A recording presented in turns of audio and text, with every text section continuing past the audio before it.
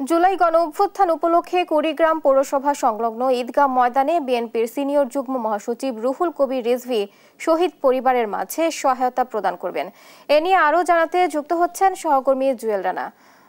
জুয়েল, আয়োজনটি নিয়ে কি ধরনের প্রস্তুতি চলছে এবং আয়োজক ও স্থানীয়দের মধ্যে কি ধরনের প্রতিক্রিয়া লক্ষ্য করছেন আমাদের জানাবেন। আপনি যেমনটি বলছিলেন, আমরাই বিএনপি পরিবারের আয়োজনে জুলাই ছাত্র জনতার আন্দোলনে 11 শহীদ পরিবারের মাঝে আজ আর্থিক সহায়তা প্রদান করা হবে। প্রধান অতিথি হিসেবে উপস্থিত থাকবেন বাংলাদেশ জাতীয়তাবাদী দল বিএনপির সিনিয়র যুগ্ম মহাসচিব রুহুল কবির রিজভী। আমরা সকাল থেকে দেখেছি এই প্রোগ্রামকে কেন্দ্র করে কিন্তু বিভিন্ন জেলার বিভিন্ন প্রান্ত থেকে কিন্তু যারা নেতাকর্মীরা তারা কিন্তু ইতিমধ্যে কিন্তু এই সমাবেশস্থলে আসছে। এছাড়াও কিন্তু আপনাকে যদি একটু দেখাই যে অনেক এখানকার যে স্থানীয় যে নেতৃবৃন্দ তারাও কিন্তু উপস্থিত রয়েছে।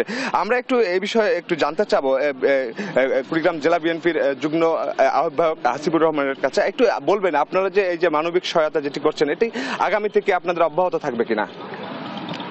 জি, ধন্যবাদ। আপনি জানেন যে আমরা বাংলাদেশ জাতীয়তাবাদী দল এবং যে সংগঠনের উদ্যোগে আজকে এই অনুষ্ঠানটা হচ্ছে, আমরা বিএনপি পরিবার, এটার মূল উদ্যোক্তা কিন্তু আমাদের পার্টির ভারপ্রাপ্ত চেয়ারম্যান তারেক রহমান। উনি এই জুলাই গণ অভ্যুত্থানে নেতৃত্বর পর্যায়ে যথেষ্ট ভূমিকা রেখেছেন এবং এই বাংলাদেশের মানুষকে এই স্বৈরাচার বিরোধী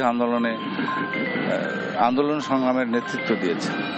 ওনার নির্দেশনায় সারা বাংলাদেশে এই ধরনের কর্মসূচি কিন্তু চলমান আছে এবং আমাদের নেতা তারেক রহমান বলেছেন শুধু এখন না, আগামীতে আমাদের নির্বাচনী ইশতেহারে অবশ্যই জুলাই গণ অভ্যুত্থানের যে নায়করা শহীদ হয়েছেন তাদের জন্য বিশেষ একটা দৃষ্টি বিএনপির থাকবে। এছাড়াও গত 15 বছরের স্বৈরাচার বিরোধী ফ্যাসিবাদ বিরোধী যে আন্দোলন হয়েছে, সেই আন্দোলনে যারা গুম খুনের শিকার হয়েছেন, নির্যাতনের শিকার হয়েছেন, সেই আত্মত্যাগকে কিন্তু বিএনপি গভীর শ্রদ্ধায় স্মরণ রেখে সামনে এগিয়ে যাবে এবং গণতন্ত্রকে সুদৃঢ় করতে গেলে তারেক রহমান বলেছেন এই শহীদ পরিবার এবং শহীদের যে কষ্ট, শহীদ পরিবারের যে কষ্ট, নির্যাতনের যে চিত্র, সেগুলি বিএনপি ধারণ করে বলেই বিএনপি এখনো সারা বাংলাদেশের গণমানুষের দল হিসেবে প্রতিষ্ঠিত আছে।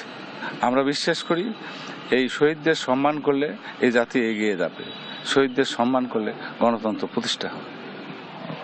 বুবলি, আপনাকে একটি তথ্য জানিয়ে রাখি, এই 11 শহীদ পরিবার কিন্তু কুড়িগ্রামের সন্তান। তারা কিন্তু এই কুড়িগ্রাম সহ দেশের বিভিন্ন এলাকায় শহীদ হয়েছে। এছাড়াও আপনাকে একটি জানিয়ে রাখি যে ঠিক 11:30 নাগাদ কিন্তু এই বিএনপির যে মহাসচিব, যুগ্ম মহাসচিব, তিনি কিন্তু উপস্থিত হয়ে কিন্তু এই আর্থিক সহায়তার উদ্বোধন করবেন। বুবলি।